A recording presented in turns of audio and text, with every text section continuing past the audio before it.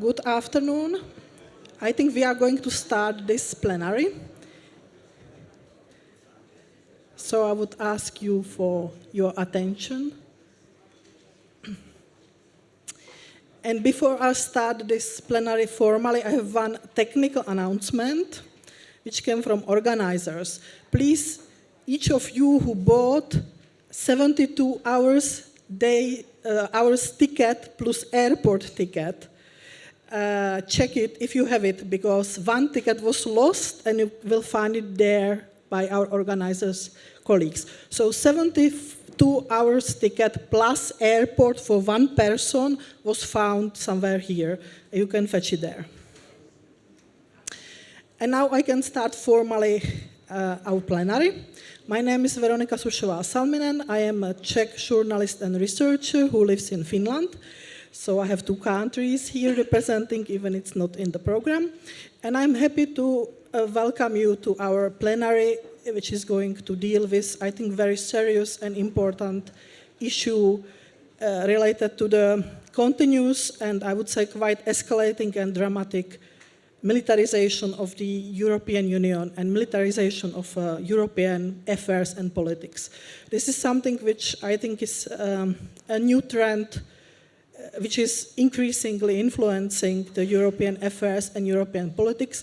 Of course, we know why, that the main reason is that there is an ongoing military conflict as a part of ongoing crisis of the security architecture in Europe, and we still, as Europeans, didn't find any solution to this problem. Nevertheless, militarization is not just about war and about weapons. It is also a process which is unfortunately entering in different political and public life spheres and changing them very profoundly. It is something which we really have to analyze and oppose to it, I believe, because it is a trend which is, in my opinion, very, very negative. And my today's guests, four of them, are going to discuss this issue from different angles, from the angles which are related to their profession and point of views. So without any ado, I think we can start with our first intervention. Just for important information, we agreed to give each speaker for intervention about 15 minutes. So I would ask for possibly strict holding it, and then we can have discussion among us, and of course, a broader discussion in public. I think this is a fair way how to do it. And as a first, we will go according to program. I will ask Benoit Test from United Trade Union Federation, France, about his first intervention, which will deal with the militarization from his point of view of trade unions and state. Yes. You, however you want.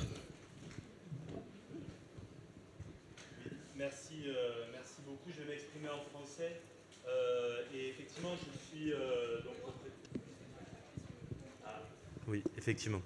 Donc, je disais merci beaucoup, merci aux organisateurs. Je vais m'exprimer en français, puisqu'effectivement, je suis représentant de la FSU, qui est une fédération implantée dans les services publics et principalement dans l'éducation en France.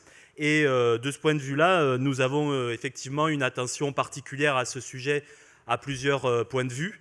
D'abord, évidemment, on l'a déjà dit, on le redira, les budgets militaires sont autant de budgets en moins pour les services publics et en particulier l'éducation. Mais je voudrais aussi centrer ce propos sur la jeunesse. Quel projet on a pour la jeunesse, selon qu'on souhaite l'éduquer dans la culture de la guerre et dans la préparation de la guerre, ou au contraire, est-ce qu'on souhaite l'éduquer à la paix? Et je pense que c'est fondamental de réfléchir à ça ensemble, partis politiques, syndicats, société civile. C'est une question majeure qui est devant nous. Et c'est fondamental de le réfléchir à l'échelle européenne. Dans le cadre européen, d'abord parce que l'Union européenne prône très largement l'économie de guerre, nous l'avons tous vu, avec effectivement des budgets militaires qu'il faut inciter à augmenter. Ça, il faut le dénoncer. Nous le faisons d'ailleurs dans tous les cadres où nous intervenons. Je signale, nous, on est dans la Fédération européenne des services publics, qui est elle-même membre de la CES, et le camarade qui est intervenu tout à l'heure au nom de la CES l'a dit, l'ensemble des organisations syndicales, à travers la CES, condamnent la perspective de cette économie de guerre et la baisse des budgets attribués aux services publics, à la protection sociale, au profit des budgets attribués aux armées. Et puis, pour nous, dans l'Europe, c'est un espace qui serait pertinent pour faire entendre une voix alternative aux impérialismes qui s'expriment aujourd'hui et qui font valoir la loi du plus fort. L'Europe, ça pourrait être cet espace de la connaissance, cet espace de la valorisation des services publics, et non pas cet espace qui contribue à l'escalade guerrière, à la course à la guerre, qui en fait même davantage encore, qui suit les injonctions de Trump, qui porte les budgets à 5% du PIB, par exemple les budgets militaires à 5% du PIB. Ce serait son intérêt d'incarner une autre voie, je mets intérêt avec des guillemets, mais d'incarner cette stratégie où on valorise un certain modèle social. L'Europe, elle pourrait être ça, et en tout cas, il faut se battre pour ça. Il n'y a pas de paix sans justice sociale et sans éducation. C'est ce qu'ont dit l'OIT, l'Organisation internationale du travail, en 1919, après la Première Guerre mondiale. C'est ce qu'ont dit tous les bâtisseurs des systèmes de sécurité sociale après 1945. Donc après chacune des guerres mondiales, on a bâti des systèmes où les services publics, la paix, devaient revenir au centre des préoccupations, alors qu'aujourd'hui, on s'enferme de nouveau dans une logique guerrière. Et ce qu'il faut dire également, je pense, ça va aller plus vite après, mais je voudrais avoir ces propos introductifs, c'est que, évidemment, ce n'est pas simple de porter cette question-là. Nous devons avoir conscience que la position pacifiste n'est pas une position simple à tenir. Nous voyons bien que nous sommes accusés, au mieux de naïveté, au pire de faire le jeu des ennemis. Et donc, c'est notre responsabilité de réfléchir non seulement à nos fondamentaux pacifistes, parce qu'ils sont toujours valables, mais également parce qu'ils sont utiles. Ils n'ont jamais été autant d'actualité pour éviter la catastrophe de la guerre. Et la lutte contre le militarisme, elle n'a rien de naïf, au contraire, elle permet la lucidité sur le monde, elle indique une volonté de le changer.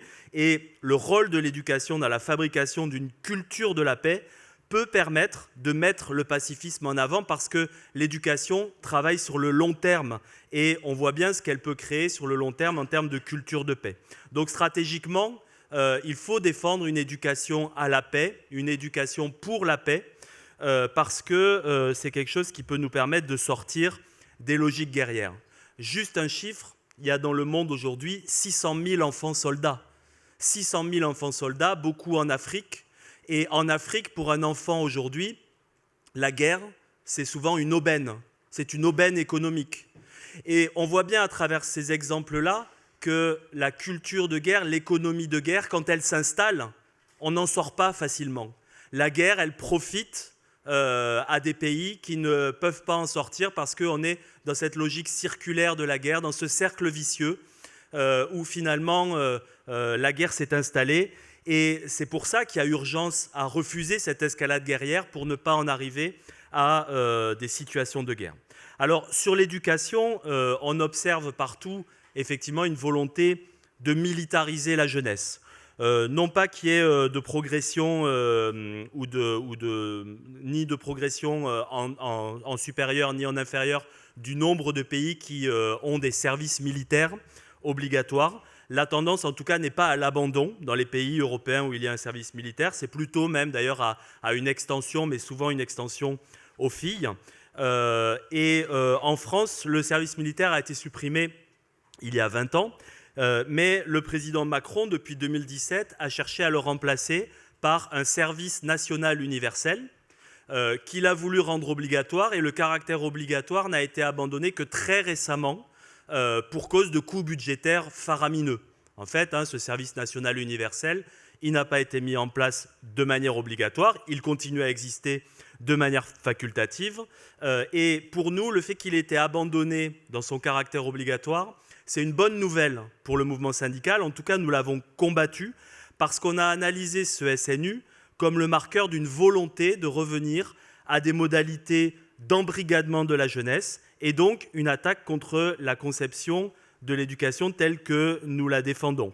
Ça consistait en 12 jours de séjour de cohésion, une mission d'intérêt général plus longue, et en gros, ça reprenait la symbolique, mais qu'on voit souvent reprise, de la symbolique militaire, des uniformes, le salut au drapeau, le garde à vous, des défilés au pas, des exercices physiques.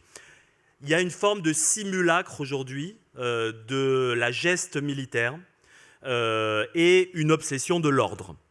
Derrière de tels dispositifs, et qui transpirent après aussi sur l'éducation en elle-même, dans les écoles, ça a un impact, ça a une influence, le fait qu'on fasse faire cela aux jeunes dans d'autres cadres. Derrière de tels dispositifs, il y a aussi ce que nous avons analysé, une forme de dévoiement de l'engagement de la jeunesse. Une conception de l'engagement qui relève d'un esprit étroit, restreint, cocardier, comme on dit, et utilitaire.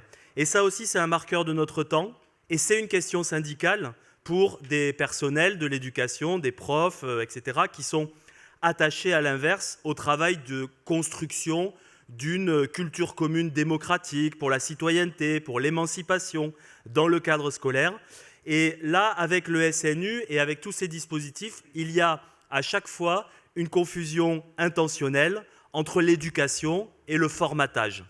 Et l'idée que c'est par la force, par la contrainte, en mettant les jeunes au garde à vous, qu'on peut obtenir une meilleure éducation. Donc, ce SNU, c'est une bonne chose que le caractère obligatoire en ait été abandonné.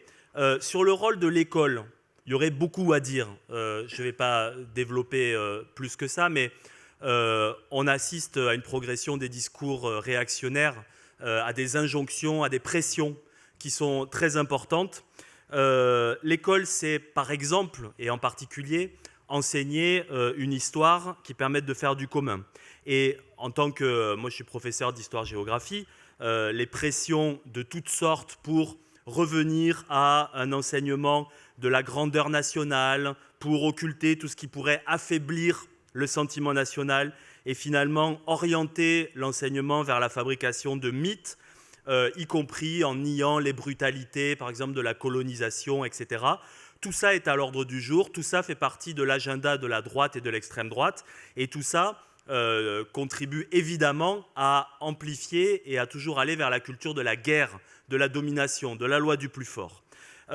Et encore récemment, on a vu le gouvernement italien, une ministre du gouvernement italien de Meloni, donc, qui remet en cause les voyages pédagogiques à Auschwitz comme une manière de dénigrer en quelque sorte le fascisme qui n'est pas tant responsable que ça de la Shoah, qui n'est pas tant responsable que ça de la guerre.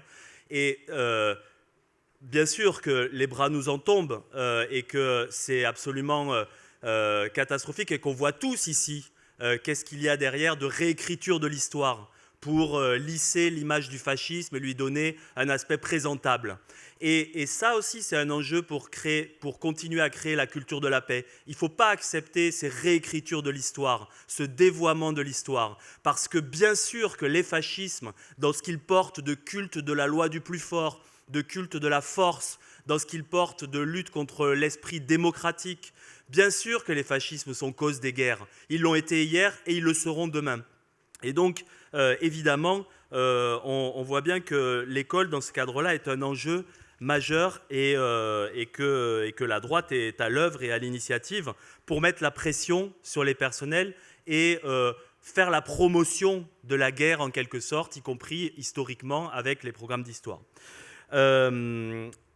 Deuxième exemple, et dernier, on a eu les mêmes pressions sous le prétexte de résoudre le développement de l'extrémisme violent et de la lutte contre le terrorisme islamiste, avec la mise en cause d'une éducation qui serait devenue trop humaniste, qui n'aurait pas voulu voir certaines dérives. Et c'est aussi un prétexte à réintroduire le prétendu principe d'autorité dans l'éducation et réintroduire la militarité. Non pas qu'il ne faille pas d'autorité dans l'éducation, mais ça a été beaucoup instrumentalisé pour dire qu'il fallait passer à autre chose que cette éducation humaniste. Je ne l'ai pas dit tout à l'heure, mais après les 2 guerres mondiales, il y a eu à chaque fois le développement de l'éducation à la paix, de l'attention à la paix que doit avoir l'éducation. Après la Première Guerre mondiale, c'est toutes les pédagogies alternatives qui se sont développées, ces pédagogies qui disent qu'il faut mieux prendre en compte l'individu, l'élève individu, prendre en compte la totalité de l'enfant, dans la perspective de créer du vivre ensemble, de créer du commun et d'éduquer à la paix par le vivre ensemble, par l'expérimentation de la solidarité. Après la Seconde Guerre mondiale, on a beaucoup de choses qui sont créées, mais on a par exemple l'UNESCO. L'UNESCO, c'est une institution qui est créée justement pour promouvoir les valeurs de la paix, pour promouvoir y compris l'enseignement de l'histoire et permettre que les enfants soient éduqués dans les valeurs de la paix. Mais la conception de l'éducation n'est pas forcément consensuelle. La droite a toujours eu, elle, une conception de l'éducation comme étant au service du respect de la hiérarchie, de l'obéissance, du formatage. Et on voit ressurgir ces discours-là aujourd'hui, donc je le disais, sur beaucoup de sujets comme sur la lutte contre l'islamisme, qui est un prétexte à introduire des éléments de militarité. On a eu en France, par exemple, en avril dernier, un rapport de parlementaires de droite et d'extrême droite qui disait qu'il faut remettre de la militarité dans l'enseignement et il ne faut plus faire de l'éducation civique, il faut faire de l'éducation à la défense nationale. Et on a vu de nouveau tous ces discours sur l'idée que c'était mieux de faire le lever au drapeau, de chanter la Marseillaise tous les matins et d'avoir cette éducation en plus très formatée et très mécanique en quelque sorte. Tout ça va avec ce discours sur les pédagogies beaucoup plus mécanistes. Eh bien, ce discours-là, il infuse dans la société française. Il y a beaucoup d'écoles privées qui font leur publicité sur l'idée que dans notre école, on éduque à la dure, on fait lever le drapeau, on fait mettre les élèves au garde à vous. Il y a de plus en plus de choses qui se développent comme ça en France dans l'éducation privée. Et plutôt que de faire de l'éducation civique, on demande ou on souhaiterait, disons, que les enseignants fassent davantage de l'éducation à la défense. Et de plus en plus, dans les programmes scolaires, il y a cette éducation à la défense qui est très présente. Et donc, pour terminer ce propos, moi, je voudrais dire à quel point on ne pense pas que l'éducation à la défense, que l'autorité, tout ça, soient des choses ineptes et qu'il ne faudrait pas faire. Bien au contraire. Mais il faut le faire dans la perspective d'une éducation émancipatrice. Et pour ça, je voudrais citer Jean Jaurès, qui a publié en 1910 « L'Armée nouvelle ». On sait l'attachement de Jean Jaurès à la paix, mais ce sur quoi il faut insister, c'est qu'il voit la paix dans une dialectique. Il dit « assurer la paix par une politique évidente de sagesse, de modération, de droiture, par la répudiation définitive des entreprises de force, par l'acceptation loyale et la pratique de moyens juridiques nouveaux qui peuvent résoudre les conflits sans violence. Assurer la paix par la constitution d'un appareil défensif si formidable que toute pensée d'agression soit découragée. » Et donc, on voit bien qu'il ne dit pas qu'il ne faut pas d'armée, on voit bien qu'il ne dit pas qu'il ne faut pas de défense. Il dit simplement qu'il faut tout faire le plus sincèrement possible pour éviter la guerre. Il ne dit même pas que la guerre n'arrivera pas, il ne dit pas que la guerre est impossible, il ne dit pas qu'il faut refuser la guerre.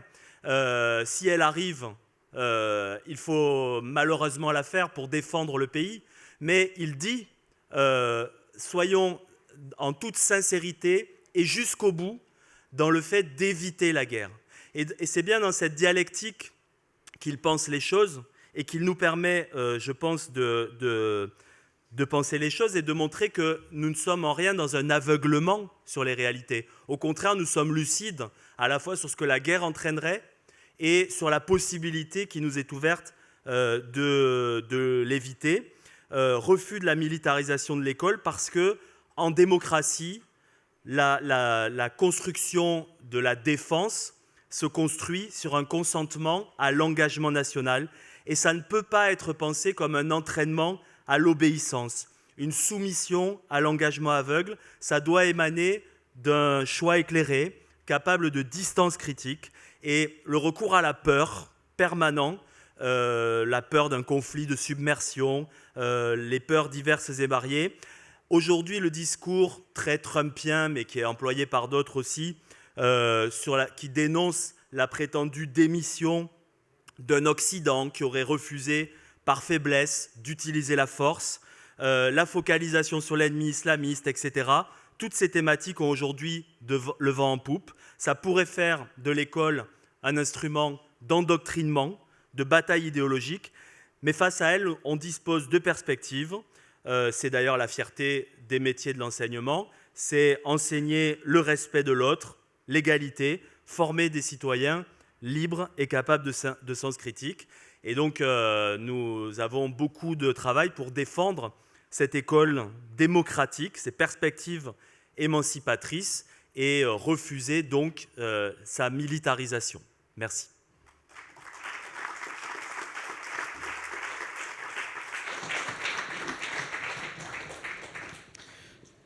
Benoit, thank you very much for this very important topic, because really militarization of school system is something which is antithesis of democracy and democratic ethos, in my opinion. It is really something which is unfortunately not only problem of France. I have to add this is ongoing process in many European countries.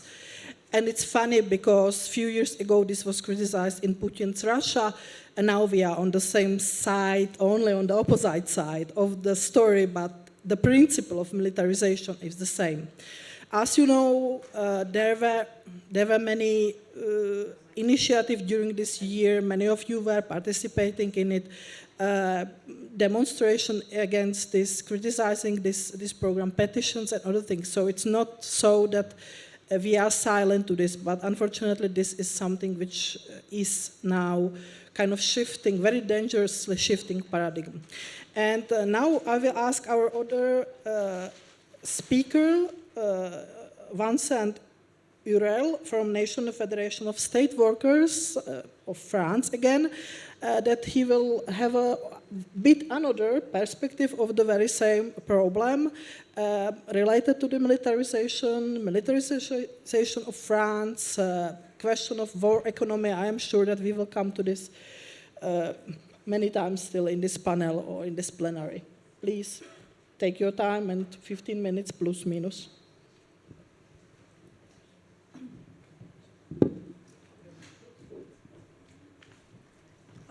Merci.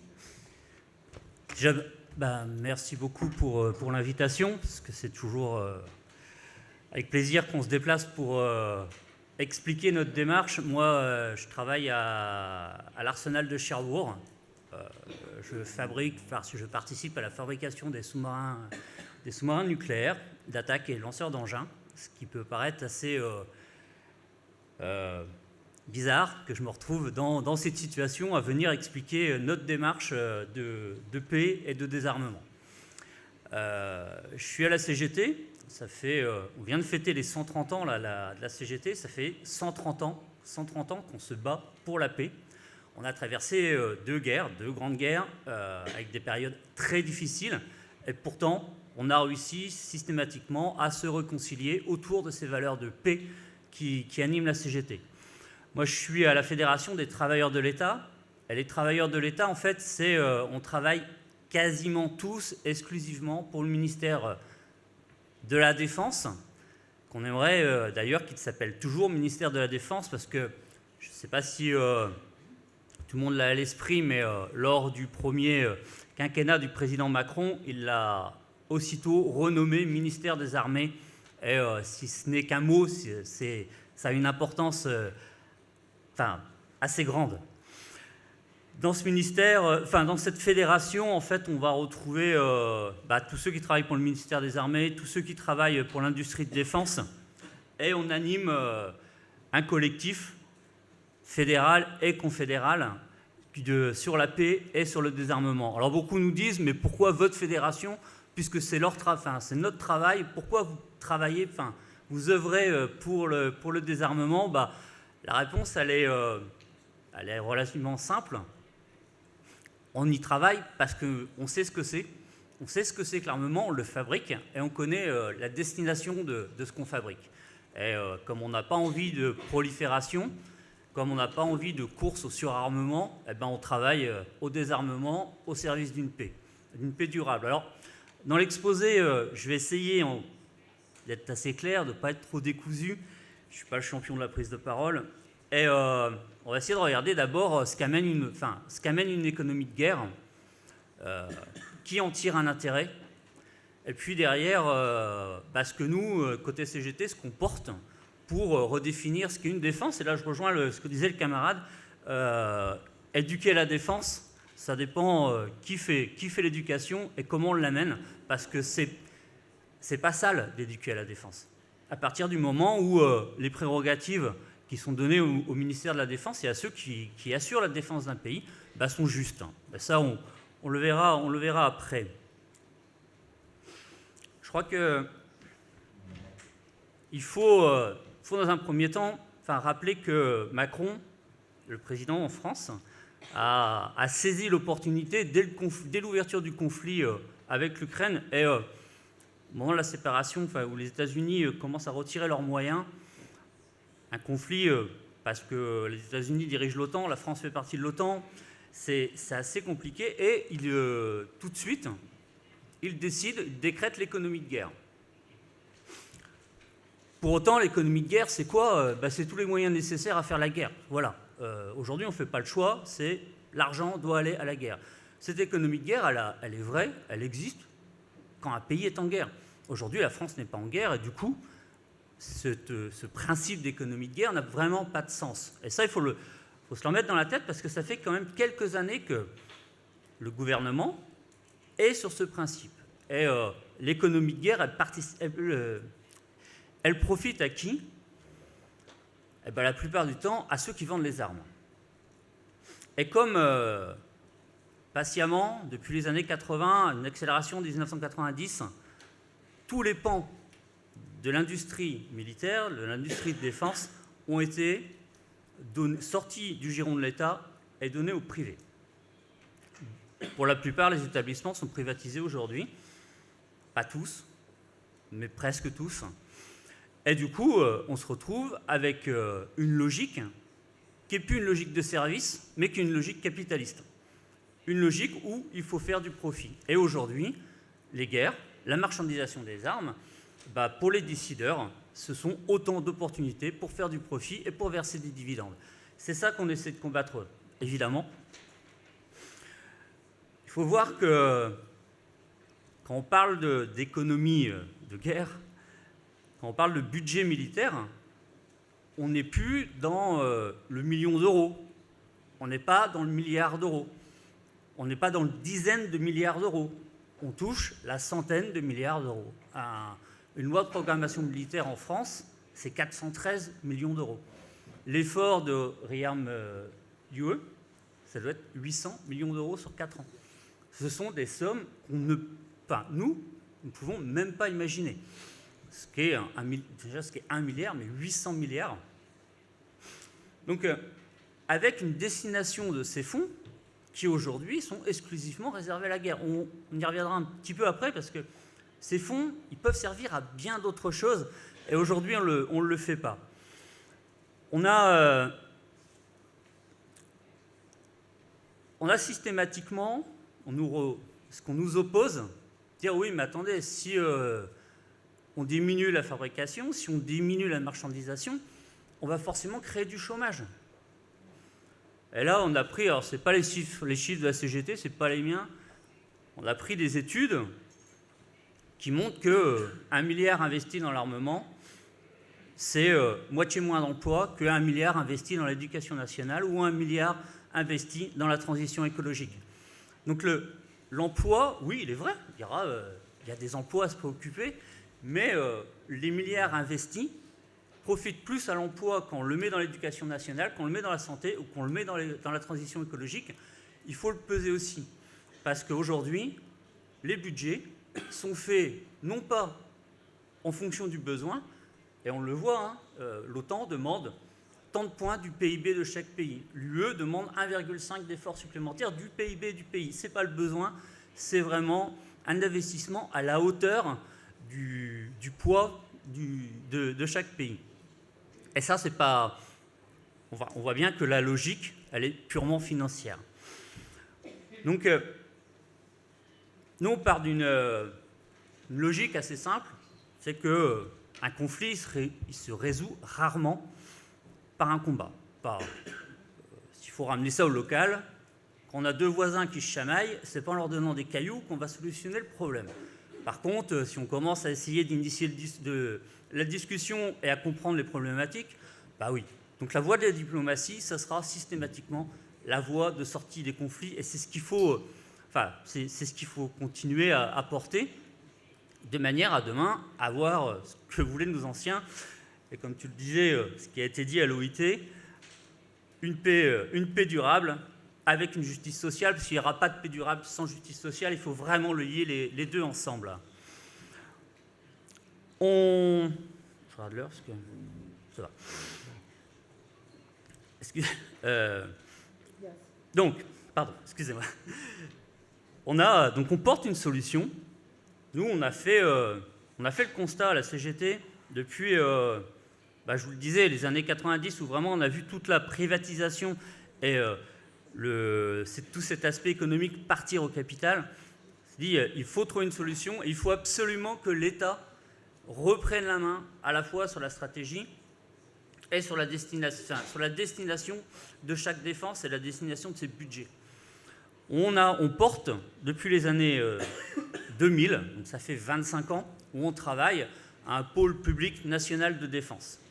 Ce pôle public, en fait, il reprendrait les prérogatives du ministère et il redonnerait à l'État son rôle de stratège, son rôle de décideur, et surtout amener une démocratie dans le choix qui est fait de la destination des budgets. Et ça, aujourd'hui, cette démocratie, elle n'existe pas. On voudrait le ramener dedans. Et dedans, ce qu'on dit, c'est que, il faut déjà redéfinir à quoi sert une défense nationale et à quel coût. À quoi elle sert? Parce que bien trop souvent, et c'est peut-être le message qu'essaye d'envoyer le président Macron en renommant le ministère des Armées, une défense nationale, ça ne limite pas à se préparer à la guerre ou à faire la guerre. C'est un pan, la défense, mais l'autre pan, c'est tout l'aspect de sécurité, de secours, de venir en aide aux populations, ce qui aujourd'hui, on est incapable de le faire. Si on a quelques exemples, on l'a vu lors des dernières catastrophes naturelles, notamment à Mayotte, on a été incapable d'envoyer des secours à Mayotte, alors que ça devrait être notre rôle. On sait déployer des forces militaires pour aller sur un lieu de conflit, et on ne sait pas déployer ces mêmes forces pour aller soutenir et sauver une population. Quand en France, 2019-2020, épidémie de Covid, déployer un hôpital militaire, impossible. On a réussi à en faire péniblement un qui n'était pas agréé, puisqu'on n'a plus de médical dans les forces armées, ou quasiment plus de médical. Donc ça, pareil, c'est pas faire la guerre, c'est juste soutenir les populations. On ne sait plus le faire, c'était un des rôles essentiels de la défense nationale. La sécurité en mer, on le voit, et malheureusement on le voit trop souvent, des migrants qui font naufrage en mer et qui meurent. Notre rôle, normalement, c'est de venir les secourir. Aujourd'hui, on n'a plus les moyens de surveillance et de projetabilité pour aller les sauver. C'est une vraie difficulté. Le dernier, je crois, alors je ne sais pas si Macron voulait saisir l'effet médiatique, mais un bateau militaire a été envoyé à Gaza au début du conflit. Et là, on se dit, voilà, on va pouvoir prendre en charge les blessés, etc. 15 blessés ont dû monter à bord, puisque de toute façon, le bateau n'étant pas gréé, pas de personnel médical, donc pas de prise en charge de blessés. Et c'est ces aspects aussi qu'on voudrait, nous, dans ces 413 milliards d'euros, déjà c'est bien trop, mais qu'une partie soit réaffectée à toutes ces questions de sécurité, de surveillance et d'assistance aux personnes. Donc c'est ce qu'on porte. Et ce qu'on veut surtout sortir, c'est le rôle, sortir de la marchandisation des armes. Aujourd'hui, en confiant au privé, aux capitalistes, la fabrication, la destination, elle aurait confié aussi. Et on s'aperçoit que, vous lisez comme moi les stats, la France est passée 3e, 2e exportateur d'armes aujourd'hui. On devrait en avoir honte, visiblement, certains le prennent pour une fierté. C'est un scandale. On devrait fabriquer le juste nécessaire.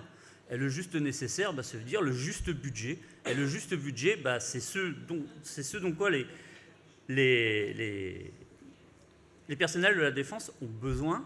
Et c'est pas 5% du PIB, plus 1,5 d'efforts supplémentaires, etc. Donc ça, c'est ce qu'on essaie de porter, nous. Ça fait 25 ans. Ça s'accélère un petit peu aujourd'hui. Je pense qu'il y a l'effet guerre en Europe qui accentue... on a un petit peu plus d'écoute sur ce pôle public national de défense parce qu'on se rend compte qu'il faut sortir de cette spirale guerrière. Et puis, pour conclure, il y a vraiment il faut vraiment saisir l'opportunité tout de suite. Nous, on commence à se rendre compte de choses aberrantes. Des camarades qui reviennent, ils étaient dans un établissement militaire dans le centre de la France, sur l'armée de terre. Et dans l'éducation nationale, effectivement, on leur parle d'éducation de défense, mais en les préparant à l'engagement, ce qui est un scandale. Et c'est en partie ce qui est le message qui est envoyé dans l'éducation nationale. Donc c'est pas bon, il va falloir y mettre un frein tout de suite. Comme vous l'avez certainement entendu, il y a eu un appel au centre régional de santé pour se préparer à accueillir et en même temps, alors qu'on demande aux civils de se préparer, ce qui est faux. Il n'y a pas à se préparer. Mais dans le même temps, le même État, le gouvernement, détruit les centres, les hôpitaux interarmés. Donc, ceux qui, normalement, devraient accueillir les blessés, et puisqu'on se projette dans 6 mois, 8 mois à accueillir, ce qui est juste une manipulation de l'esprit pour préparer les gens à absorber une austérité qui va forcément arriver. Plutôt que de se préparer, on détruit et on dit au privé de le faire à notre place. Il y a une logique qu'il va falloir dénoncer à un moment donné qui n'est pas très, très crédible. Juste pour finir, combattre la guerre, c'est combattre l'austérité. Quand on multiplie les budgets pour l'armement, ce qui se fait actuellement, y compris avec l'effort supplémentaire qui est demandé par l'Europe, les budgets, et on le voit là dans la construction, vous avez vu qu'en France c'est un peu compliqué tout de suite la construction de budget, mais effectivement, s'il y a un budget qui ne bouge pas, c'est celui des armées. Tous les autres budgets, en fait, on leur demande un effort supplémentaire, donc l'austérité, pour pouvoir financer, pour compenser au moins le non-effort du ministère des Armées. Donc oui, s'il faut conclure, combattre la guerre, ça va être combattre l'austérité. Merci.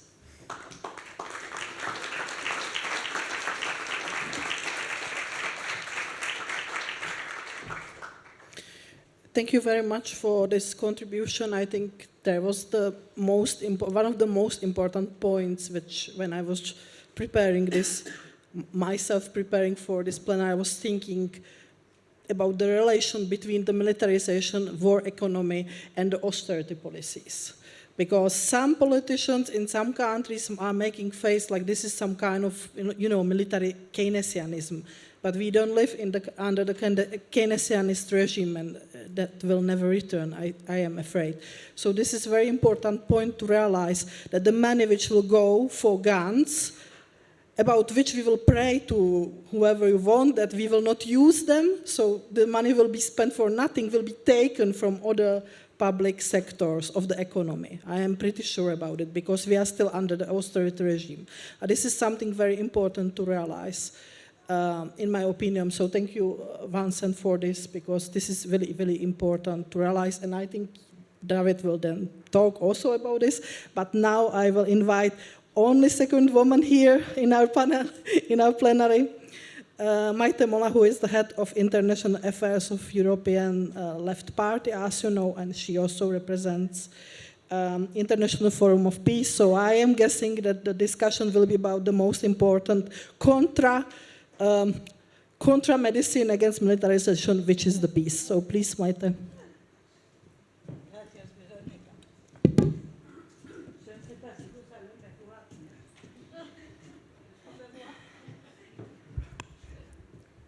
Hola, je suis un peu petite. Et bon, d'abord, je vais demander pardon aux interprètes parce que les camarades ont parlé très bien le français, moi non.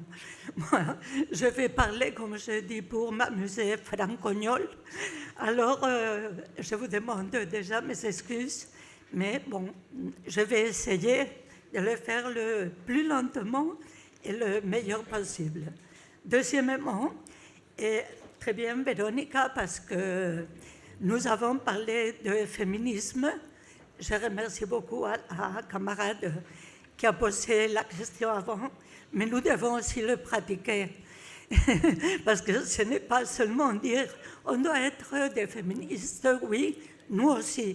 Et je ne me réfère pas au forum, je me réfère à nos partis politiques, aux syndicats, etc.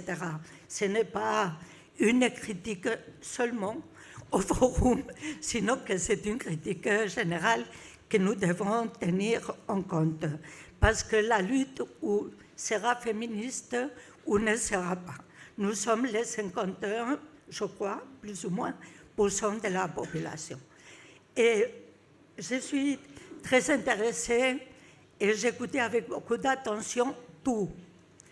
Mais ça m'intéressait beaucoup ce que le camarade de la FSU a dit sur la question de l'éducation pour la paix.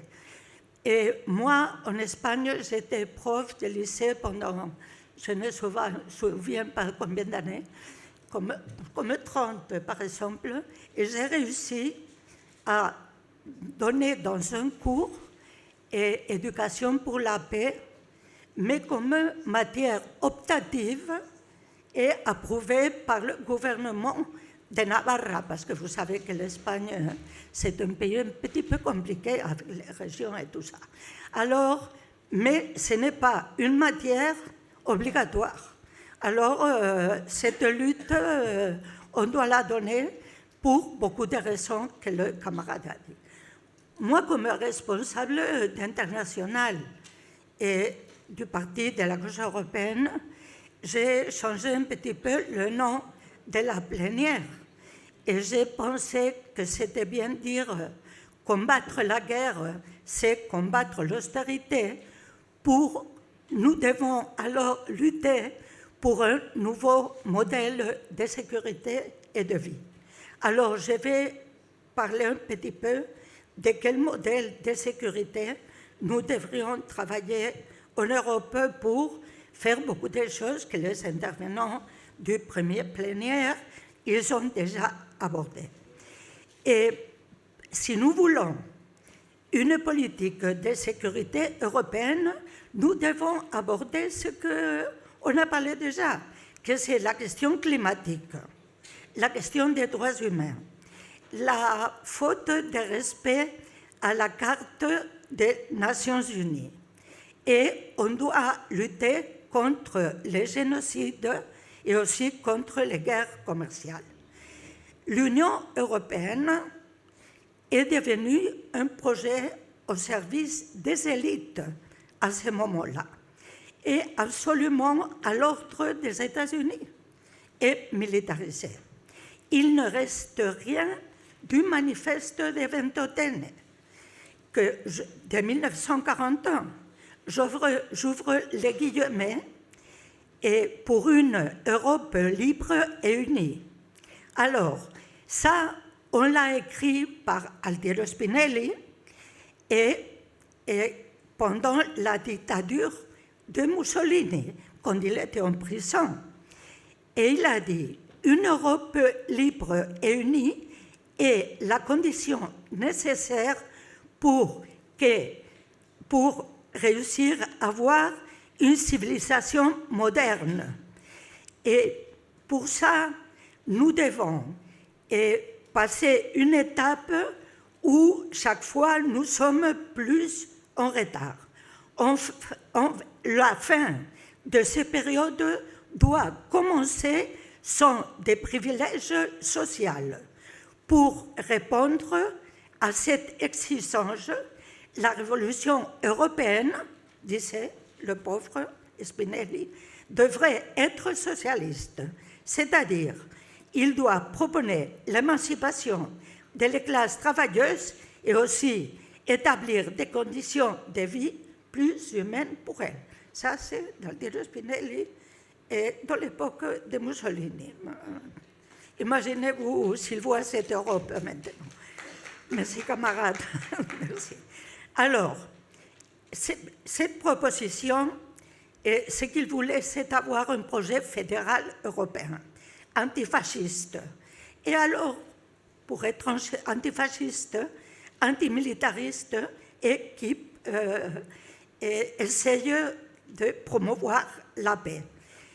Le traité de l'Union européenne, dans l'article 3.1, dit « L'Union doit avoir une finalité que c'est promouvoir la paix, ses valeurs et le bien-être du peuple. » Ça le dit pas moi que je suis communiste, le dit le traité de l'Union européenne dans l'article 3.1. Alors, le projet régional européen, fédéral, antifasciste, socialiste, féministe et pacifiste, après le traité de Maastricht, il y a presque disparu. Et ils ont essayé, merci à la France et à la gauche française, et hollandaise, je crois aussi, et ils ont essayé d'approuvoir une constitution européenne. Heureusement qu'il y a eu des pays qui ont voté contre. Non? Et là, on disait tout le contraire du manifeste de Spinelli, de Ventotene, laissant un modèle économique néolibéral et c'est plus ou moins coupé et collé le consensus de Washington. Quand il me reste 5 minutes, tu me le dis, s'il te plaît, Véronique. Alors, qu'est-ce qui s'est transformé l'Union européenne dans un instrument des élites pour garantir une accumulation de capital empêchant l'exercice des droits humains pour toute la citoyenneté européenne. On a créé une Union européenne qui dépend tout à fait des intérêts stratégiques des États-Unis. Et nous ne sommes pas capables, ou ils ne sont pas capables, surtout eux, d'imaginer une Europe différente, avec une capacité d'établir ses propres priorités d'une manière autonome. Les élites européennes sont transformées dans des partidaires, et, je ne sais pas comment le dire, très, très forts, et d'une stratégie politique et militaire qui est en train de faire beaucoup de mal aux nations. Les administrations des États-Unis, après la fin de la Deuxième Guerre mondiale et la création de l'OTAN en 1949, comme instrument de domination, ils sont en train de voir ce que fait tout le monde, tutoyer, je crois qu'on dit en français, et financer la création d'un projet qui, du point de vue économique, social, culturel et de sécurité seulement, a favorisé et favorise aux États-Unis et empêché de profiter toutes les capacités de développement européennes au bénéfice des travailleurs et des travailleuses européens. Alors, en matière de sécurité, le traité de Lisbonne, dans son article 42.7, dit, et je ne sais pas comment dire ça, mais comme une exigence d'assistance mutuelle par laquelle, si un État membre est objet d'une agression armée dans son territoire, les autres États devront l'aider avec tous les moyens qu'ils peuvent. Pour cette obligation théorique, dans la pratique, ça, ce n'est pas comme ça, parce que la faute de cohésion entre les États membres de l'Union européenne presque empêche qu'on fait ça en matière de sécurité. Alors, Ursula von der Leyen, après la réunion qu'on a fait à Londres en mars de 2025 avec les leaders européens, pour répondre au président Trump, elle disait que c'était urgent de réarmer l'Union européenne et à Ukraine. Parole textuelle d'elle.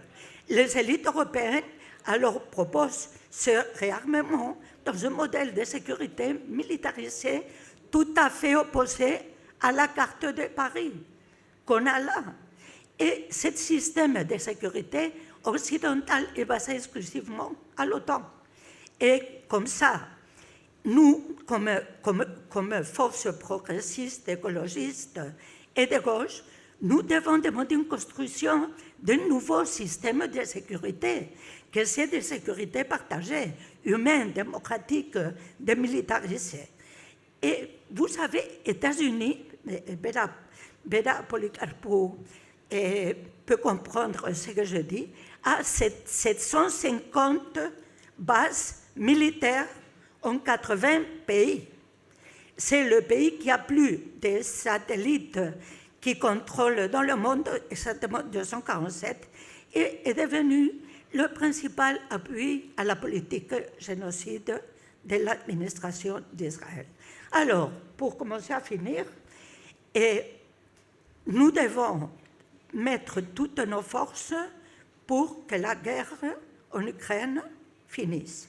Alors, nous devons nous mettre d'accord, la gauche, comment on doit le faire.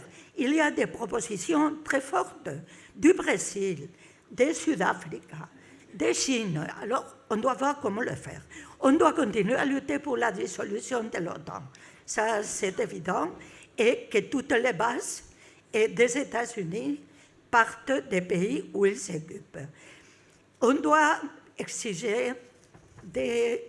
je ne sais pas comment on dit ça en français, on doit exiger des responsabilités et au gouvernement de Netanyahou. Je ne vais pas dire au peuple d'Israël, non. En Israël, il y a une gauche qui travaille les pauvres très bien, mais on doit exiger des responsabilités au gouvernement, qui c'est le gouvernement qui est en train de faire ça. Nous devons construire, comme je vous disais, un nouveau projet de sécurité basé dans le principe d'Helsinki et de la carte de Paris, comme j'ai dit avant, et renoncer à utiliser la force. Respecter les droits des peuples quand ils décident quel est son gouvernement, démocratiquement, parce que nous sommes en train d'écouter que ce gouvernement ne me plaît pas, alors j'ai mis des avions et des bateaux pour essayer qu'il y ait un gouvernement qui me plaît, et c'est possible qu'il me passe le pétrole du pays, ou le blocus contre quelques pays. Respect des droits humains, assurer pour toutes les personnes meilleures conditions, ils l'ont dit mes camarades, avant, de travail, progrès économique, protection, et aussi réduire absolument les dépenses militaires. Et ça, en Espagne, au moins, on a réussi au lieu du 5, ce n'est pas merveilleux. Moi, je ne serai pas là pour dire que le gouvernement d'Espagne est d'extrême gauche, non. C'est un gouvernement assez progressiste mais au moins nous avons réussi à faire quelque chose comme ça. Alors, cette construction d'alternatives de sécurité doit se produire avec je ne sais pas comment le dire très bien, avec des victoires aussi dans nos pays, sinon ce serait impossible d'avoir rien, parce qu'on connaît très bien l'Union européenne et on sait que finalement qui décide, ce qui décide, que sont les chefs des différents pays. Et pour finir, L'Europe est dramatiquement frappée, a été dramatiquement frappée dans les 2 guerres mondiales. Alors, l'Europe devrait être très intéressée dans la construction de modèles de sûreté partagée, que nous donne confiance et sécurité aux citoyens et aux citoyennes, et qui met dehors l'utilisation de la force. Et par contre, nous pouvons arriver avec les voies diplomatiques pour la solution possible des conflits. Bon, c'est tout, et merci beaucoup, et merci aux interprètes pour votre patience.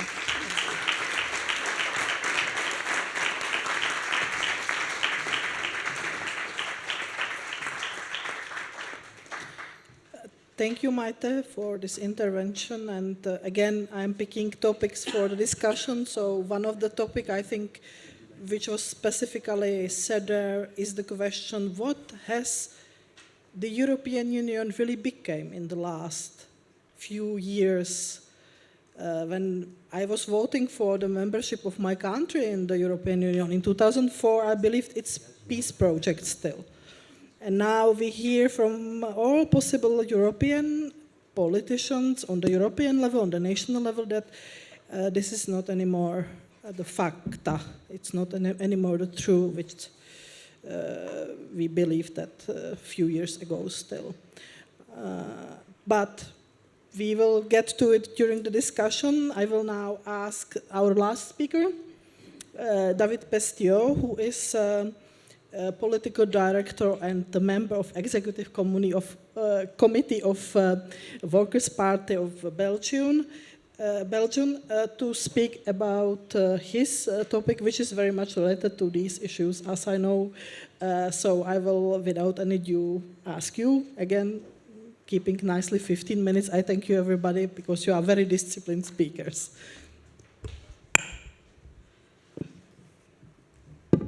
So, good evening, everybody. Good evening, friends and comrades. I will speak in English because French, so we can relieve for the people who are speaking, understanding English. I will speak in English, even is French speaking my mother language. So, I think we cannot discuss war in Europe without acknowledging that the very foundation of our world seems to be shifting beneath our feet. So we cannot see, as Heinz Beerbohm have said in the introduction of this afternoon, if we don't see the world is tilting for the moment. The world is tilting, and the most fundamental shift is a change in the global economy center of gravity. And this shift is moving decisively towards Asia and especially towards China. And China is truly challenging the United States of America for the first time. And this is a massive challenge. And the resulting friction means that the technical plates are in touch with each other, creating shocks greater than anything we have experienced in the last 3 decades. So these turning points are not solely driven by great power competition. They are fundamentally linked to rapid technological development. We are in the midst of double transition, one towards fossil-free production and another one towards artificial intelligence. And this double transition is reshaping industries, redefining supply chains, and altering the very nature of work. And this technological shift hinges on crucial technology like batteries and semiconductors,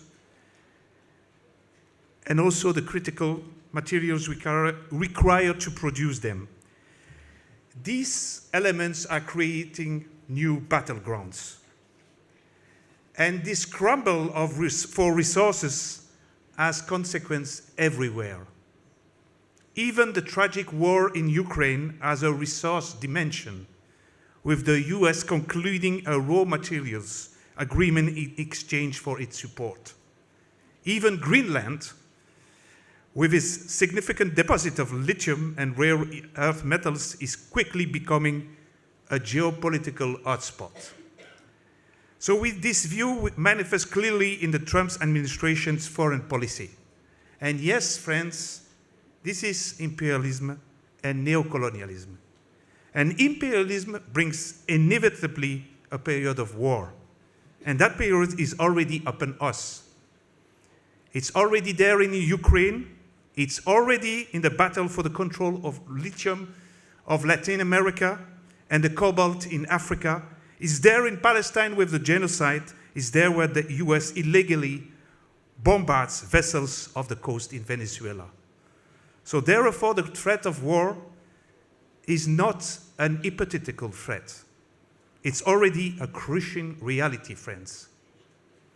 Yes, we are at the beginning of a new phase of war, and this phase is leading by the US. So the choice of the European Union, as Maite said, as reaction to the unprecedented shift, has been the choice of the war economy and alignment with the United States. First, war economy. Ursula von der Leyen, President of the European Commission, made it clear, even before the Russian invasion of Ukraine, that the European Union must become, I quote, a major geopolitical actor, and I quote, learn to speak the language of power. Since the war in Ukraine, the war economy has become the current slogan of the European Union. We have seen the German Chancellor state recently that we are not already at war, but we are not anymore in peace. There is a strong political push in France, as the other speakers have said, but also in Germany, to militarize and to be so-called the Minister of Defense war ready. Germany is already the fourth largest defense spender in the world today. And as other speakers have said, the European Union has pushed forward the 800 billion European Union militarization package, what they call Readiness 2030. This package is partly funded by debt, but also by plundering existing social and climate funds. Its explicit goal is to position the European politically and enable military intervention outside Europe.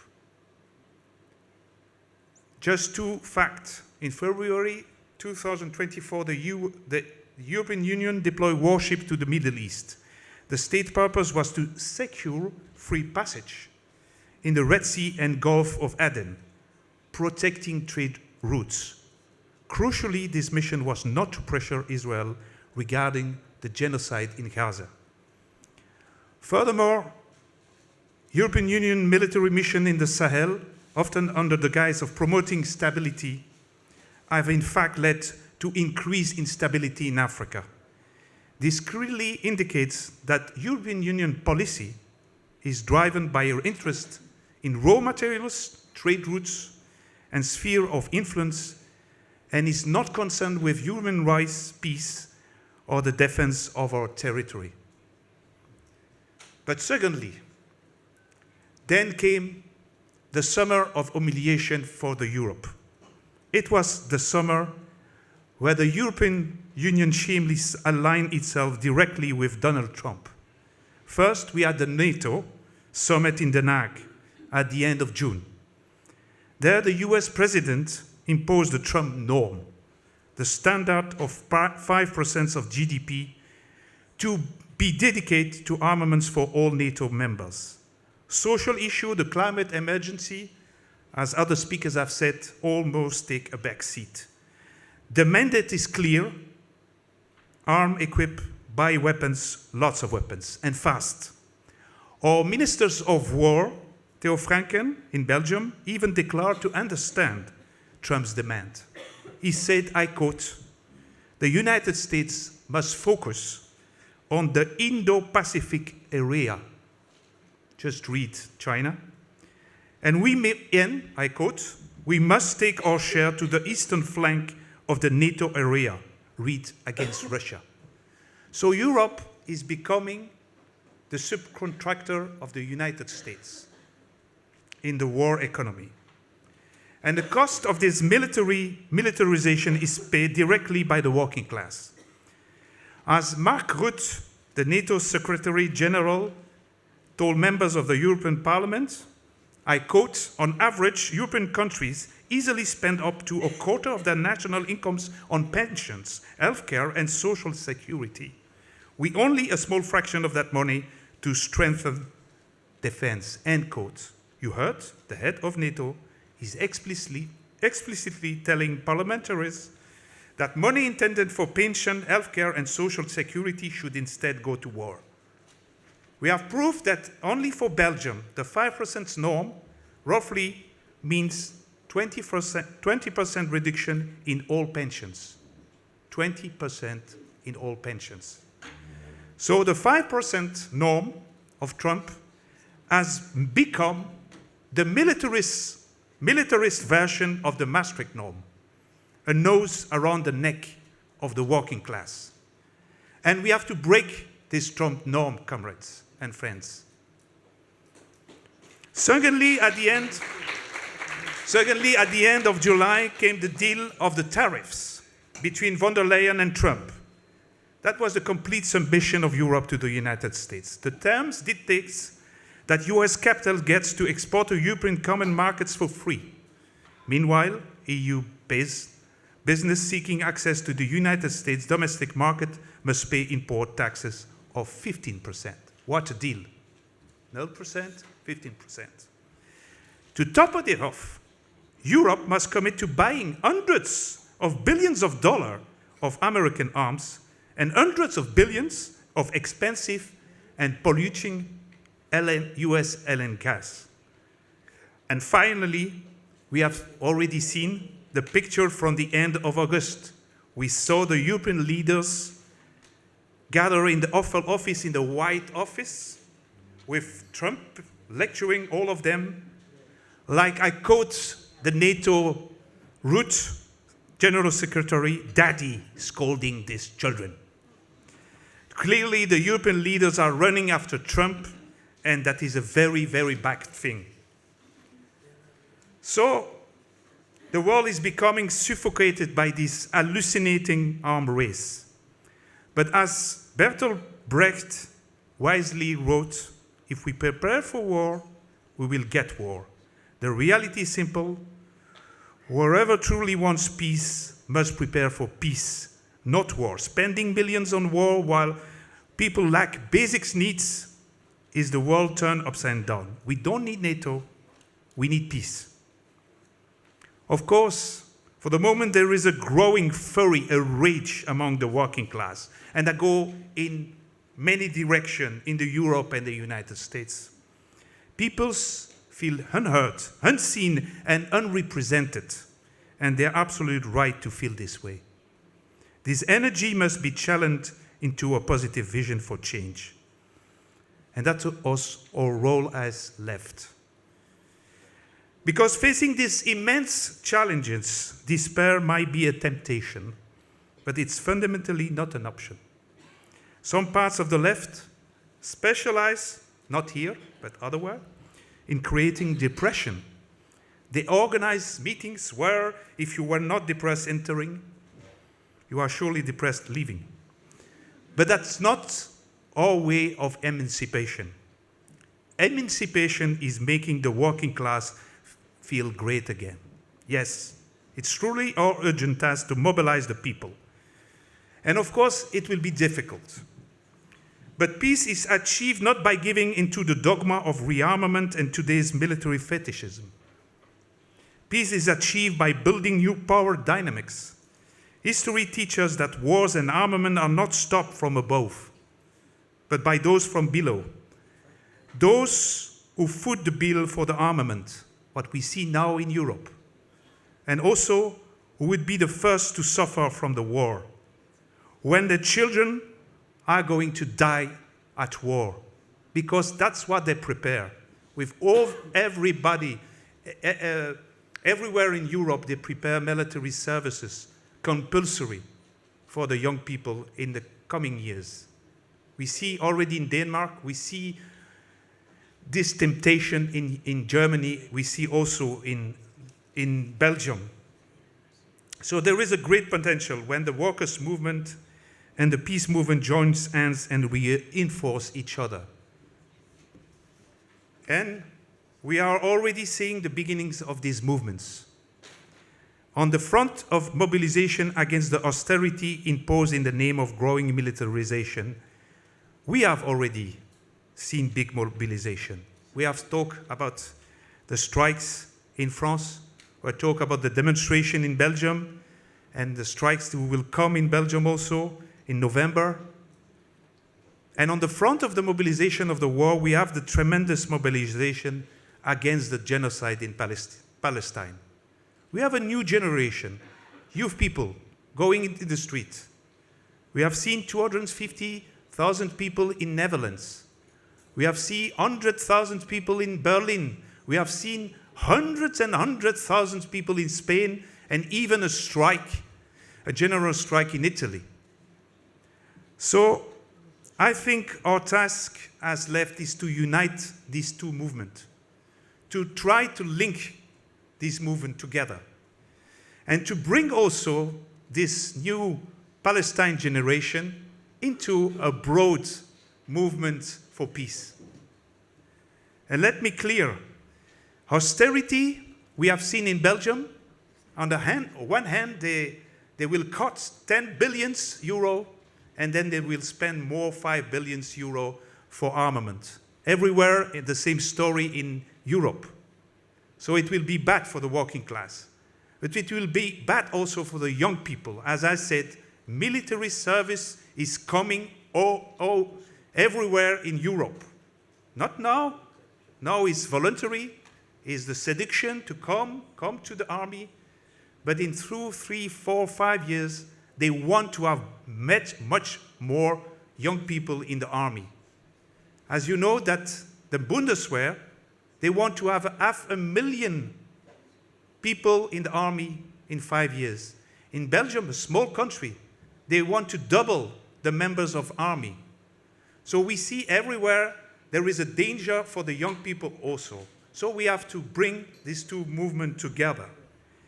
And equally important, comrades, we have to bring a positive narrative.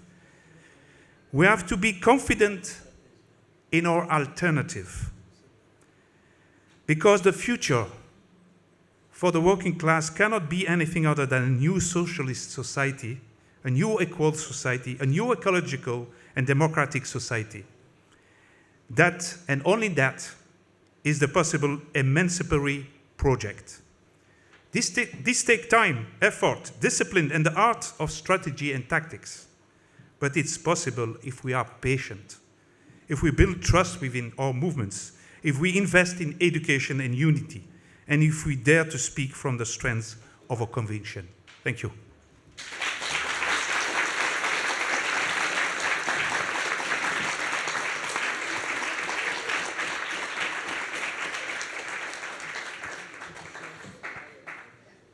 Thank you very much, David, for this intervention. And thank you spoke in English. I was not only one speaking in English in this plenary. And I think you definitely nailed the relation between austerity policies and militarization. I think this is definitely something we should speak about because this is just another redistributive tactics of the capital, how to suck money from the public sector and put them to the privatizing profits of military industry, which is now privatized. So this is very clear risk, and I think it is ongoing process. So we have, I think, quite nice time for the discussion, which is good news because everybody of speakers was keeping nicely the time. So we have 40 minutes for discussion plus minus. And I think we should give a voice now to our audience. And I would just ask that if first could be those coming up who have questions, and then those who have some kind of comment or intervention. And I will ask our colleagues to help with the microphone, please.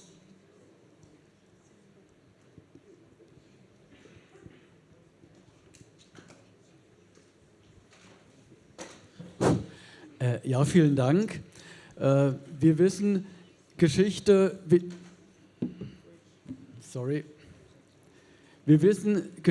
wiederholt sich nicht. Aber vor 111 Jahren haben wir erlebt, dass trotz aller antimilitaristischer Rhetorik die Parteien und Gewerkschaften, die sich an die Zweite Internationale angelehnt haben, versagt haben. Sie haben es nicht geschafft, den kommenden Krieg zu verhindern. Deshalb die Frage an euch, was können wir denn jetzt heutzutage in Erfahrung des Scheiterns der Zweiten Internationale in antimilitaristischer Praxis, was können wir heutzutage tun, praktisch tun, jenseits aller Rhetorik, wenn die Militärkolonnen wieder durch unsere Länder rollen, wenn wir in andere Länder einmarschieren? Bitte um konkrete Antworten. Thank you. Merci.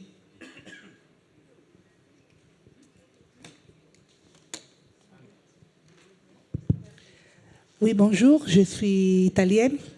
Je voudrais ajouter quelque chose et la question elle arrive enfin, ce n'est pas seulement un commentaire, parce que les mots sont importants. Le camarade qui a parlé de la ministre s'appelle Roccella et c'est la ministre des familles, natalité et d'égalité des chances. Et c'est la même qui est contre le droit de l'avortement. Alors c'est pour la colloquer.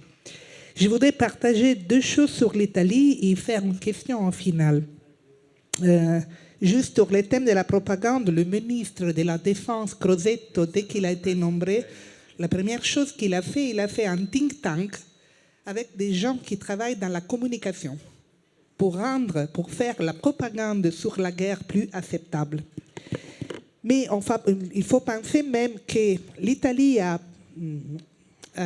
fait partie de toutes les guerres après la chute du mur de Berlin. Et nous-mêmes, comme pacifistes, on a laissé la barre monter parce qu'il y avait des bombes intelligentes, parce qu'il y avait des guerres humanitaires, parce qu'il y avait des femmes à libérer ou des enfants à sauver, au moins qu'ils soient palestiniens. Ça, il faut le dire. Et alors, aujourd'hui, nous, on a un processus de militarisation en Italie des écoles, des territoires, des universités qui viennent de très loin. Et avec la droite, il est en train de monter et d'accélérer. L'éducation à la paix s'enfronte avec l'idée de l'ennemi, soit-il un immigré, soit-il un terroriste, ou n'importe quoi, soit pas occidental. Alors, la demande, c'est... en Italie, je crois que nous manque, en Italie, en Europe, il nous manque une alliance entre mouvements, monde catholique, syndicats, société civile et partis politiques. En Italie, on a eu une rupture dans les années 2000 qu'on n'a pas été capable de reconnaître. Et là, une opportunité qu'on vient d'avoir, et la demande, c'est si on peut le faire à niveau européen, c'est la campagne Stop Rearm Europe, où on a été capable de travailler sur un mot que c'est la convergence, c'est-à-dire de mettre des priorités où on doit travailler parce que l'horreur, l'austérité, la guerre, c'est devant nous. Merci beaucoup.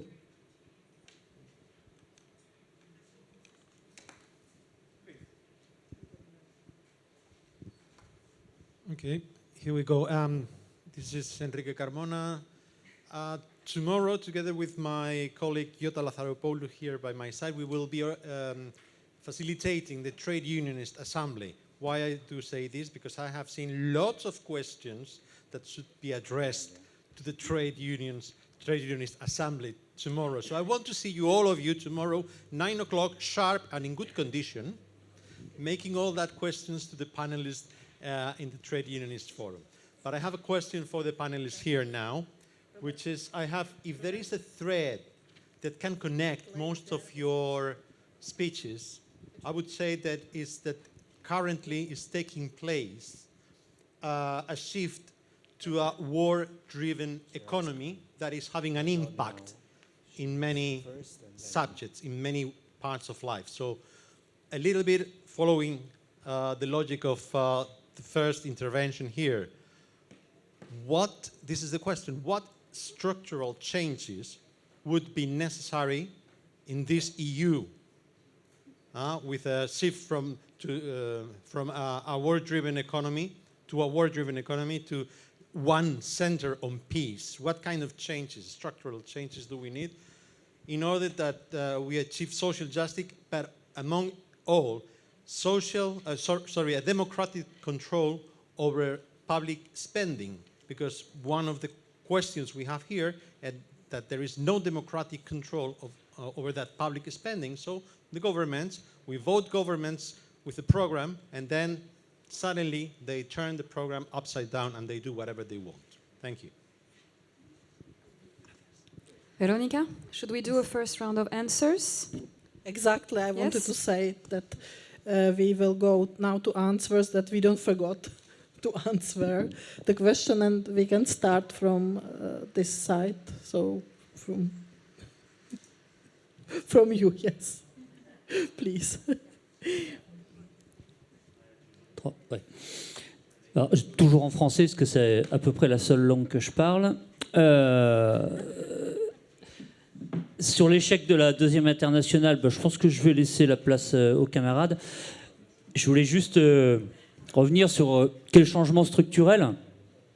Et, je pense qu'aujourd'hui, on rentre dans un mécanisme où l'équation elle est assez simple. C'est-à-dire que les conflits demandent de la production d'armement, créent une marchandisation des armes, et cette marchandisation des armes, elle apporte du profit, des dividendes, et donc elle profite à certains capitalistes. Et c'est ça qu'il faut structurellement changer. Et quand on dit il manque ce contrôle démocratique, je ne sais pas comment ça se passe dans les autres pays de l'Europe, mais en France, si on doit produire pour un autre État, s'il doit y avoir une marchandisation, s'il faut une licence d'exportation des armes, elle se passe en catimini, en omerta. Ça se décide entre le président et 3 ministres, et point barre. Et s'ils ne sont pas d'accord, c'est le président qui a le dernier mot. Donc le contrôle démocratique, il serait là en fait, qu'il y ait un réel débat sur la destination des armes et comment on les fabrique, à qui on les fournit, etc., etc., au sein du Parlement. Je pense que le jour où ça sera en place, il sera beaucoup plus difficile pour chaque parlementaire, d'accepter cette spirale infernale qui est une spirale capitaliste juste pour la création de richesses qui ne profitent qu'à quelques-uns, je le précise. Sur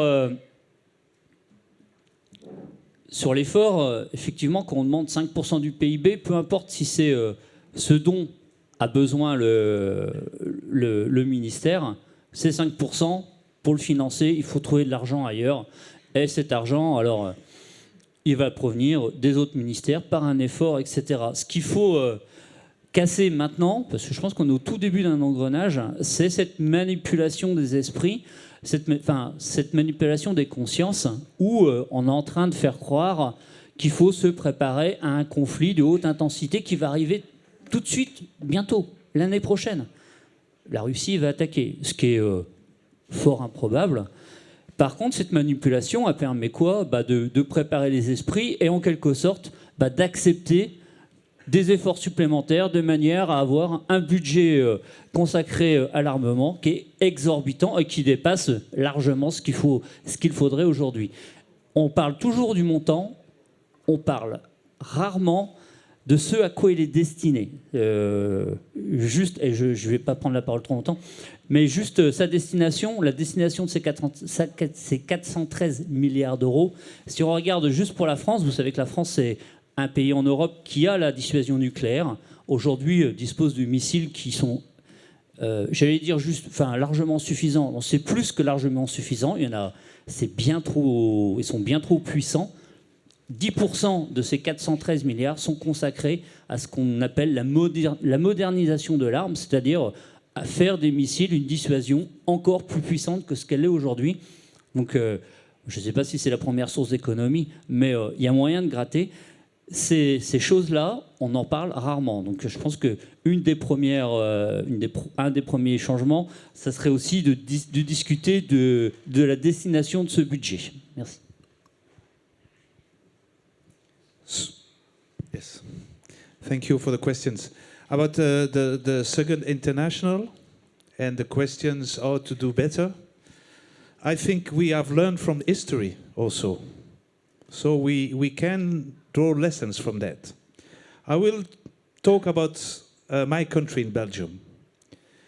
In 1914, in July 1914, there was a meeting.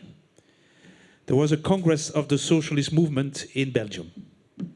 And they was discussing about the cooperative. They had cooperatives, you know, that was very big things in Belgium. They supply bread for the people. They was very good, near to the people. They were serving the people. And suddenly someone came in the room and asked, yes, listen, comrades, there is a declaration of war between Austria and Serbia, and probably it will be there will be a world war. Okay, they decide to interrupt. They discuss a motion for half an hour. They vote, and then they go further in the discussion about the cooperatives. That was the situation in my country. But I think in many countries, in the socialist movement, there was not a discussion deep to the people to let understand what will be happened. There was discourse, there was speech, but there was no discussion on the ground. And I think left now have to mix the defense of the social interest of the people, of the working class, with the discussion about the war is coming. And I know it's not easy. Somebody have told in the discussion, it's not easy. We know that. But we see in Belgium, if we have the courage to bring this discussion in the public, then we begin to be heard. And we have to find a way to do it. So, for example, in Belgium, there is a discussion about the fact that they are going to buy the fire jet F-35, 11, new one. They're already 34. They have. So we try to bring this discussion, and why do we have to need 11 new F-35 jets? And then we discuss with the people about the origins and why there is a war, why there is a danger of war. I think it's important that the left has the courage to bring this discussion in the public debate and to not to be submit, because there will be somebody in the room who would say, you are an agent of the enemy. No, we are the agent of peace. And left has to be the defender of peace, and is also in the interest of the working class people. Because at the end of the day, and that we have learned also from the First World War, is the people on the ground, from underneath, who have stopped the war at the end. There was in Russia the revolution, and then it was in Germany the revolution who stopped the war. Not negotiation, not other things. So that was the people who struggled against that, who led to the end of the war, the First World War. So I think it's lessons for today that we have to develop the movement of peace. And it's the tradition of left to develop the movement of peace. And that's why we think that's central now, because war is already now. It's not hypothetical. It's already now busy. It's busy. So we don't have to discuss about preparing or something. We have to discuss about how we're going to stop that and to go to action. And that's my second point about the comrades of Italy. We have seen that the far right-wing parties, if they decide to be pro-NATO, if they decide to be pro-US, if they decide to be pro-militarization, and they already are pro-militarization, they vote in every parliament the increase of the budget of the defense. If they decide to do it, the establishment will give the power to those people. So if we stop and we struggle against militarization, we're going to also have an alternative against far right-wing politics. We have to do that. And of course, as we coming from Belgium, and we have the resistance, but we have not the chance to have the headquarters of the NATO, you know? And I invite everybody in the room. We are going with the peace movement in Belgium, and we invite also Stop Rearm Europe to do also. There is a discussion for the moment to have a big demonstration in June against the militarization in Europe, in Brussels. So we will take our responsibility as party to support that, and we invite everybody in the room to mobilize massively to go to Brussels and to say no to militarization of Europe, no to austerity, yes for peace. Thank you.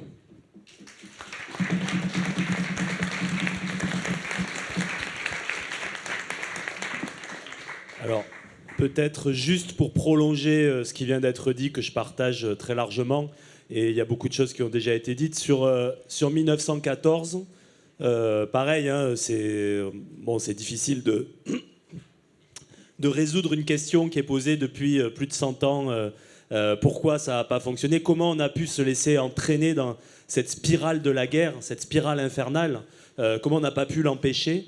Ça a été dit, moi je crois que ça relève beaucoup de la bataille culturelle en fait, c'est-à-dire la nécessité de rendre la paix désirable, et effectivement aujourd'hui la guerre, la marche à la guerre, elle est là, la guerre est là, et nous notre travail c'est de rendre la paix désirable. Ça n'est pas simple parce que je l'ai dit, on est accusé de naïveté, de faire le jeu de l'ennemi, de rien comprendre aux réalités du monde, mais on est habitué à ce genre d'argument qui nous est opposé. Et il faut avoir le courage, effectivement, de défendre la paix. Et effectivement, c'est pas simple dans la période. On voit bien qu'il y a une internationale d'extrême droite qui s'est constituée.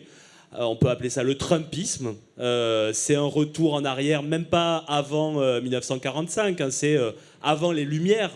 C'est avant, effectivement, l'humanisme, etc. C'est une volonté vraiment de revenir, une réaction profonde. Et c'est ça qui est facteur de guerre aujourd'hui, d'esprit guerrier, le choc des impérialismes qui se renforce. Et je pense que c'est une bataille culturelle qui est très large et très générale, transversale. Par exemple, la lutte contre le virilisme, ça fait partie de cette bataille contre la guerre. On voit bien quels sont les ressorts aussi virilistes des menées trumpistes et de cette internationale d'extrême droite. Et donc, dernier élément, quel changement on peut attendre de l'Europe? Bon, je ne sais pas après, est-ce que c'est une douce rêverie de penser que l'Europe peut être cet espace alternatif, produisant des alternatives? Visiblement non en ce moment. On a bien vu, hein, l'alignement de l'Union européenne sur l'économie de guerre, répondant aux injonctions de Trump, et puis se mêlant finalement à cette folie guerrière et à cette escalade générale. Mais d'un autre côté, on voit bien que l'Europe, c'est quand même un espace clé dans cette perspective-là de lutte contre l'esprit de la guerre, attachement au service public, attachement à un modèle social, attachement aux valeurs de paix. Et donc, notre responsabilité en Europe, c'est de lutter particulièrement. Et je pense que c'était important dans la table ronde précédente d'avoir l'intervention de la CES. La CES, c'est quand même une forme de consensus de l'ensemble des syndicats européens. Et si on est effectivement unis pour dire qu'il faut refuser les budgets d'austérité et refuser cette économie de guerre qui se fait au détriment des services publics et de la protection sociale, c'est déjà un bon point d'appui dans cette bataille culturelle qui est ouverte. Merci beaucoup.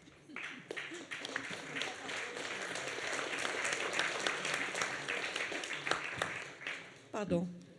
Bon, je suis très d'accord avec ce qu'ils ont proposé, et mes camarades précédents, alors très bref. Et comme ça serait plus simple. Et point numéro 1, la question de la formation et de l'éducation pour la paix est fondamentale. Ça, c'est une des luttes que nous devons faire pour que dans nos écoles, dans nos lycées, soit une matière qui inclut en plus l'écologie, le féminisme inclut tout, si tu veux. Si tu ne veux pas, non. Mais si tu veux, ça peut inclure tout. Alors ça, je crois que c'est une lutte fondamentale où les syndicats ont un rôle très important. Moi, comme prof, je suis affiliée à un syndicat en Espagne, à Comisiones Obreras. Alors, je suis affiliée dans un syndicat et on a travaillé beaucoup pour ce genre de choses, pour inclure des questions féministes dans surtout lycée et école, parce que sont les jeunes là. Alors, si on ne commence pas à partir de 3 ans jusqu'à 16, 17, 18 ans, après, on est mal. Je ne trouve pas la parole. 2. Oui, c'est fondamental l'unité, comme vous avez posé, dans la lutte. Et pour la paix, dans ce cas-là, et c'est aussi fondamental pour ce que vous avez dit de l'unité de l'extrême droite. L'extrême droite est en train de nous donner une classe particulière aux forces progressistes, écologistes et de gauche, de comment l'argent peut unir très facilement tout, parce que finalement, cher camarade, cher ami, c'est la lutte des classes, tout ça. Alors, l'extrême droite est brillante. Il y a une réunion du Forum de Sao Paulo en Brésil. Il convoque une réunion de l'extrême droite au Mexique. Et comme ça, face aux mass médias, ils font comme ça. Bon, alors, ça, on doit apprendre beaucoup. Et ça, c'est effectivement, comme Anna a dit que ça manquait en Italie, ce n'est pas une question de partis politiques seulement, pas du tout. C'est une question de mouvement, des syndicats, et j'ajouterais, ce n'est pas seulement une lutte nationale, sinon qu'elle doit être effectivement une lutte internationale, internationaliste. Moi et David et Pestio, j'aimais beaucoup, et quand vous dites normalement, j'adore, qu'on doit aussi donner des narratifs positifs. Pas seulement dire « Oh, tout va mal, ça c'est un bordel, quelle horreur, on va pleurer dans le coin, on doit sortir à dénoncer. » Non, non, non. Oui, ça aussi, pour expliquer. Mais on doit dire. Et nous sommes en train de proposer ça, ça, ça et ça, et c'est possible de le faire. Parce que sinon, les discours qui sont seulement « tout va mal », ces discours, les jeunes, les femmes même, ça ne nous intéresse pas trop. Bon, aux femmes de gauche et aux jeunes qui ont déjà une éducation, oui, mais au reste, non. Alors, on doit dire ça non, et on propose ça. Alors, même si ce n'est pas la révolution, ok, mais au moins donner des propositions pour savoir que si on peut changer les gouvernements dans nos pays, c'est presque l'unique formule. Je ne dis pas gouvernement de gauche, vous m'avez écouté déjà avant, non, non, non. Mais si nous réussissons au moins à avoir des gouvernements qui n'acceptent pas beaucoup de choses, on donne un pas en avant pour que le suivant gouvernement peut-être soit plus de gauche. Et je finis. pour avoir, Enrique, des changements structurels, on doit changer le gouvernement des pays. Si on ne change pas le gouvernement des pays, c'est impossible d'avoir des changements structurels, au moins face à l'Union européenne et l'Europe. C'est impossible parce qu'on connaît qui finalement prend les décisions, et c'est une chose qui s'appelle président et présidente. Il y a 2 ou 3 en Europe, ou 2 seulement, et des réunions des présidents et présidentes de l'Union européenne où décide la majorité. Et je pense que la majorité n'est pas spécialement progressiste. Merci.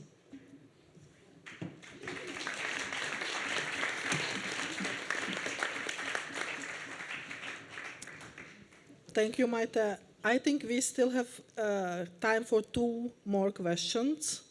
So I would ask if somebody has 2 more questions. Stavri Kalopsidiotou from Agel Cyprus. Basically, it's something that I was thinking of listening to Maite and also David commenting on the EU security architecture.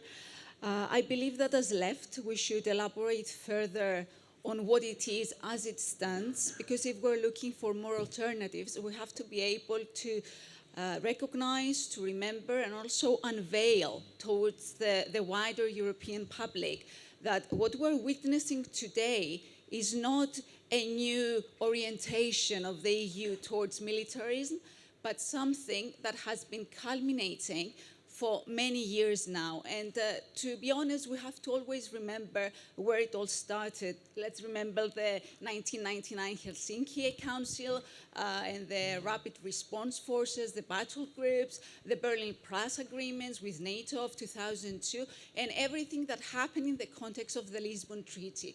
So we have to really be able to talk to the people and challenge the very system of the European Union, the very system of its own militaristic orientation when it comes to the security architecture of the Union, which infiltrates the continent as a whole, if we want to be convincing when we're actually offering our alternatives. We have to do that alongside, of course, our criticism of nowadays militarism and the war economy and the spending and the expenditure that we witness when it comes to the military industry and the rearmament. Thank you very much. Thank you. Another question? Yes, please. My name is Vibeke. I am from the Feminist International League for Peace and Freedom. I don't have a question, but I'm very inspired of the speakers today, and I hope to see many of you to the Feminist Assembly tomorrow at 2:30. I will give some words on the new female conscription in Denmark that not many Danes have heard about. And I will inform about the campaign the League are doing for promoting peace. At last, I'm very inspired by the speakers today who speak about what I call spiritual rearmament in schools and education. And I hope for discussion about how militarization conquers our minds and consciousness. Thank you.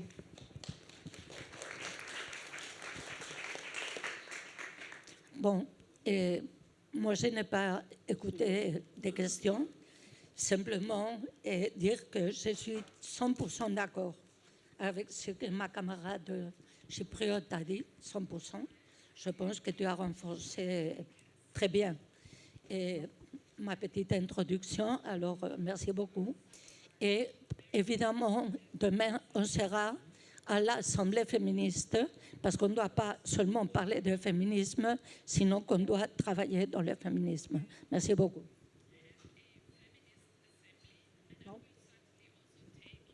Juste un mot, parce que l'occasion m'en est donnée, mais effectivement, présenter les choses en positif et valoriser nos combats, c'est une vraie bataille culturelle. Et quand on disait l'international d'extrême droite, d'une certaine manière, elle séduit, en tout cas aujourd'hui, elle a un vrai projet cohérent qui n'est pas le nôtre, que nous combattons. Mais je voudrais quand même dire aussi, effectivement, qu'il y a beaucoup d'énergie sociale qui s'est déployée. Je pense en particulier dans les luttes pour Gaza, où on a quand même toute une jeunesse qui s'est levée, qui a pesé sur la situation. De fait, même si on n'a pas réussi par des manifestations à arrêter la guerre directement. Bon, il y a quand même eu un combat qui a été important à ce niveau-là, qui a été lui-même souvent dénigré comme étant la défense de l'islamisme, etc., etc.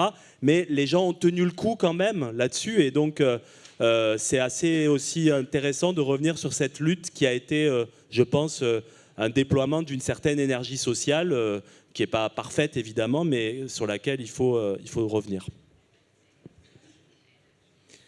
Yes, I want to react about what the comrade of Cyprus have said. I agree that Europe, and I think it's important, the European Union, as a European Union, was never a peace project. Never. From the first day. Remember that in '57, in Rome, when there is the declaration of the European Union market, at that time France had always a third of Africa as colony. Belgium was still as Congo as colony, and as a history of wars against Africans people.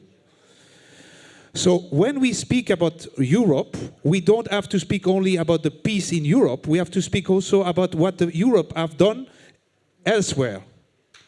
And today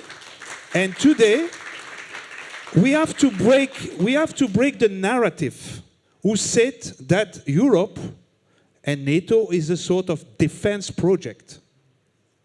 It's not a defense project. If you read the documents of NATO, it's to go abroad, outside Europe.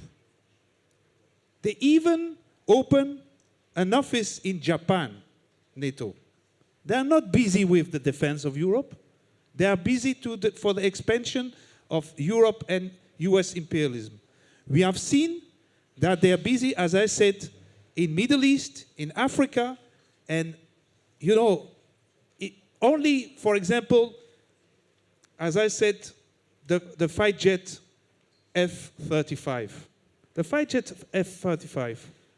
So it's not a weapon to defend the territory. It's to attack. It was used against Iran by Israel. Is sell to the people in Europe to say, look, it's very good weapon.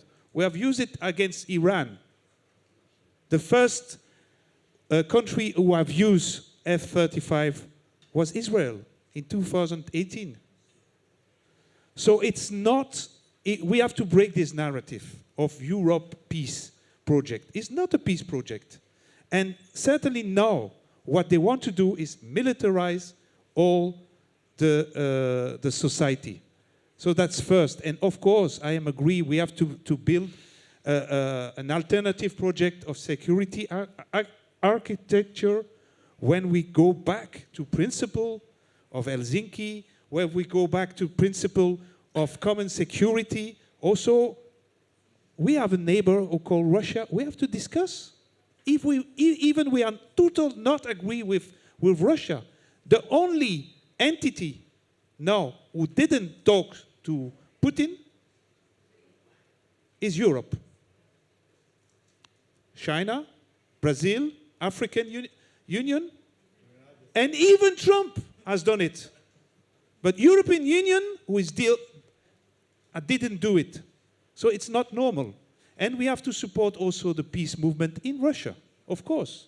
We have to support the peace movement in Ukraine. It's more difficult than here, of course. But if we not break the narrative that so-called we defend the territory, it's bullshit. It's bullshit. And we have to break this. To break this. Otherwise, we will be on the wrong path. We have to bring another narrative about that.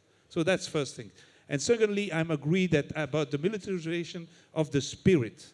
We are busy with a militarization of the society. Economy, politically, cultural, everywhere they are busy. They are busy everywhere. Schools, culture. They even say that you cannot talk to other countries.